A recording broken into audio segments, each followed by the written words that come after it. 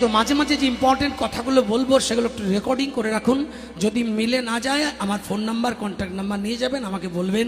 কলিকালে প্রতি গ্রাম থেকে গ্রামাঞ্চলে আমরা ঘুরে আজকে যে দৃশ্য দেখছি, মানুষের যে ধরনের ভগবত গুণান কীর্তনের লালসা দেখছি, বক্তার যে ধরনের ভগবানের নামে ভক্তিবিহীন কীর্তন পরিবেশনের পরিস্থিতি দেখছি, তাতে 2020 পরে 100 বছর যাবে কিনা সন্দেহ।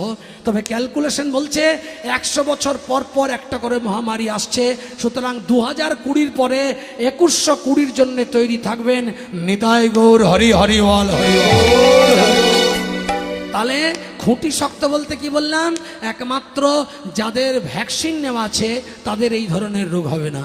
কোভিশিল্ড বা মানে কোভ্যাক্সিন নিলে যদি করোনা হয়ে যাবে এই ভয়ে যদি রৌদ্রে ঘন্টার পর ঘন্টায় কেউ দাঁড়িয়ে থেকে স্ট্রোক হয়ে মরে যায়, তবু ভাবে যে ভ্যাকসিনটা নিলে বাঁচবো। তাহলে এটা তো দেহের ভ্যাকসিন, কিন্তু